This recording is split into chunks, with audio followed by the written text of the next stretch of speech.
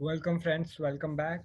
सो आज हम बात कर रहे हैं सूर्य इन वृषभ राशि और मेष लग्न में सूर्य का फल इन वृषभ राशि।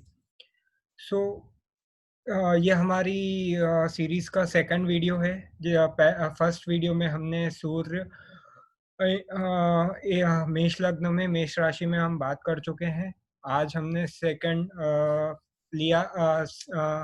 वीडियो में हम बात कर रहे हैं सूर्य इन वृषभ राशि। सो सूर्य जब दूसरे घर में बैठता है मेष लग्न में, तो दूसरा घर का जो स्वामी है वो है शुक्र। और सूर्य और शुक्र के बीच में मित्रता नहीं है। सूर्य और शुक्र आपस में शत्रु हैं। तो हमको ये पॉइंट हमेशा ध्यान रखना है। जो जो भी संहिता में बोला गया है, वैसे के वैसे ही मैंने पॉइंट्स को ट्रांसलेट किया है। मैंने उनमें कुछ अलग से ऐड नहीं किया है। We are only sticking to that. So अगर हम देखें यहाँ पर चार्ट के इससे समझे, तो मेष लग्न में दूसरे घर में सूर्य का अगर हम देख रहे हैं, तो हम एस्ट्रोलॉजी बहुत सिंपल बनाने की कोशिश कर रहे हैं। हमको 3-4 पॉइंट्स ध्यान रखने हैं, तो उसके बाद it will be very easy to understand कि हम एस्ट्रोलॉजी कैसे समझना चाह रहे हैं। एस्ट्रोलॉजी जो विज्ञान है, ये इतना टफ नहीं है अगर हम उसको स्टेप बाय स्टेप समझते जाएं। तो सूर्य दूसरे घर में है शुक्र के घर में, तो सूर्य यहाँ से किन किन भावों को प्रभावित करेगा। पहला भाव तो वो प्रभावित करेगा जहाँ वो बैठा है, वो है दूसरा घर। दूसरा जो वो प्रभावित करेगा वो है आठवां घर। आठवां घर जो मृत्यु का है, क्योंकि वो सातवें अपने डायरेक्ट एस्पेक्ट से आठवें घर को देख रहा है।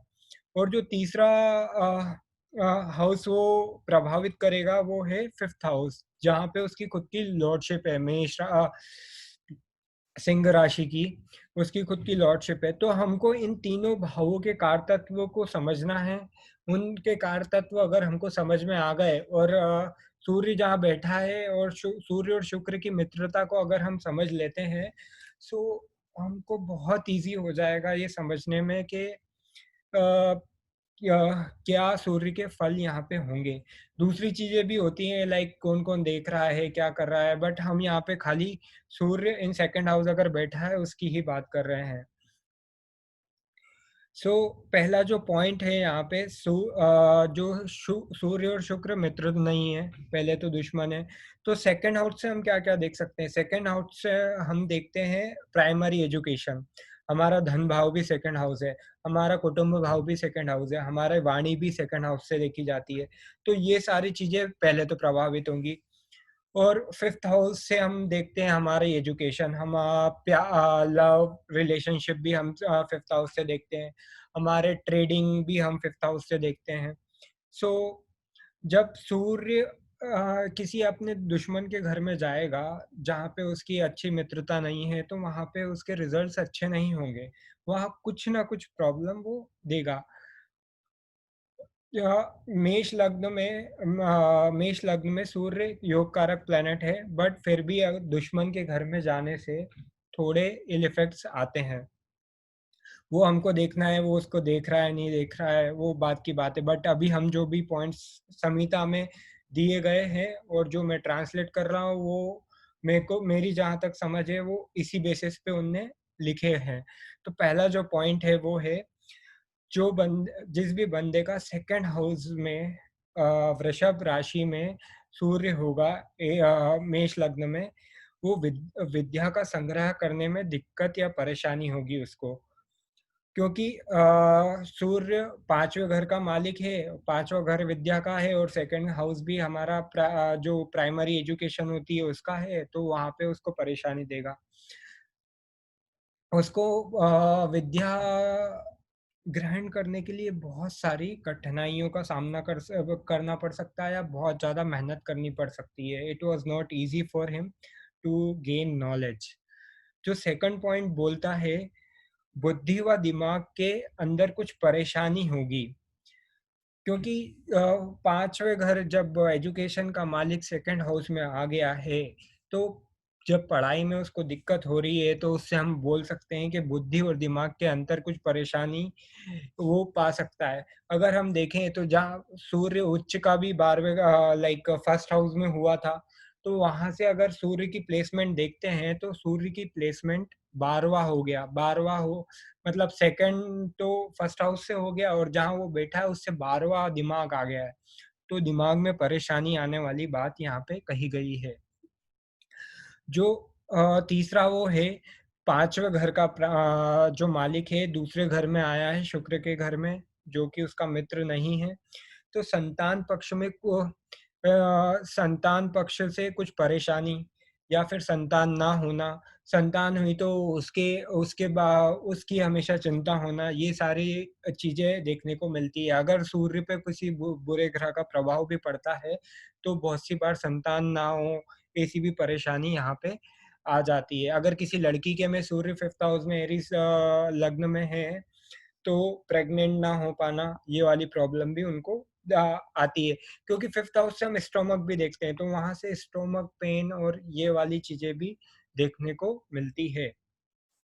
अगर हम देखें, धन स्थान में सूर्य बैठा है, धन स्थान तो जब वहाँ पे अच्छा वो फ़ील नहीं करेगा, तो धन संचय करने में प्रॉब्लम होगी, धन संचय नहीं कर पाएगा ऐसा इंसान।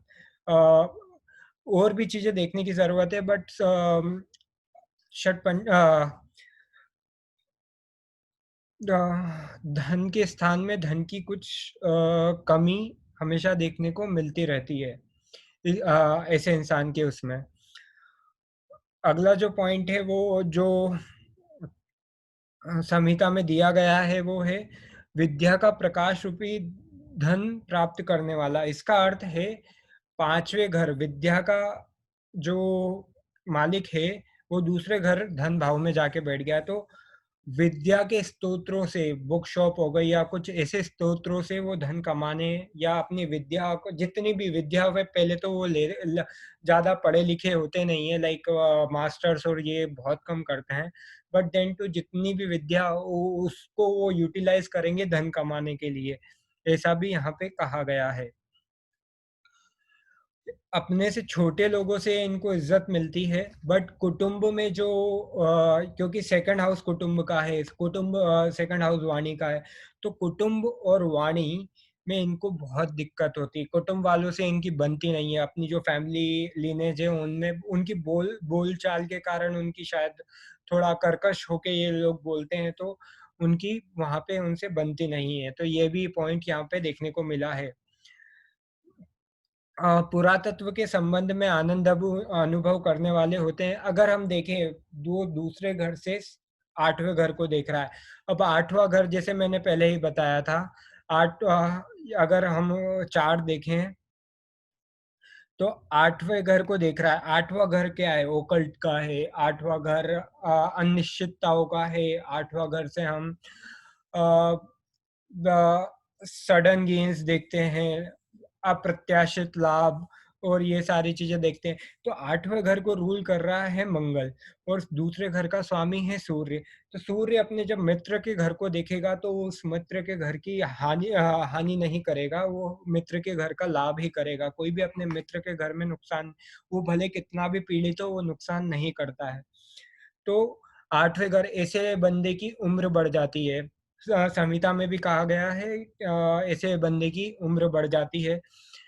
दूसरा लंबी उम्र रहती है, इनको अप्रत्याशित धन मिल जाता है, मतलब लाइक अनसर्टेन गेन्स इन लोगों को मिल जाता है। ये लोग अगर जब भी अगर कोर्ट केस चल रहा है कोई और सन जब भी सूर्य गोचर में सेकंड हाउस से ट्रांजिट करेगा तो उनके बहुत चांसेस है अगर कोर्ट केस चल रहा है तो वो कोर्ट केस जीत जाए, क्योंकि सेकंड हाउस को वो देख सेकंड में बैठ के वो 8th हाउस को अपने फ्रेंड के हाउस को देख रहा है, दोस्त के हाउस को देख रहा है, तो वहां पे ये अच्छे रिजल्ट्स देगा। 8th हाउस से रिलेटेड ये सारे अच्छे रिजल्ट्स ही देगा, ये बुरे रिजल्ट्स नहीं देगा। और अगर मैं बात करूँ पूरा दीर्घ आयु, आकस्मिक लाभ, सो हमको एस्ट्रोलॉजी को डिफ़िकल्ट नहीं बनाना है, हमको देखना है वो कहाँ बैठा है, उसका रिलेशनशिप कैसा है और कहाँ-कहाँ के वो रिज़ल्ट देने के लिए बाध्य है। तो मेष लग्न में दूसरे घर में अगर बैठा है तो 3 हाउसेस के ज़्यादा रिज़ल्ट देगा सन। पहला सूर्य जहाँ बैठा है जिसका मालिक है 5वाँ घर और कहाँ देख रहा है वो है 8वाँ घर। अब उन तीनों के लॉर्ड से उसकी कैसी दोस्ती है, दुश्मनी है, सम का रिलेशन है, वो भी हम समझ जाएँगे तो हमको फलादेश करने में बहुत ईज़ी हो जाएगा। होप सभी को ये वीडियो पसंद आया होगा। मैंने इसको जितना ईज़ी बनाने की ट्राई किया है ताकि सभी लोगों को एस्ट्रोलॉजी बहुत अच्छे से समझ में आ सके। If you guys really like the video please do subscribe my channel and please share with your friends who wants to learn astrology. In the next video we are going to talk about sun in Gemini, Gemini uh, zodiac and Aries for Aries ascendant. Thank you.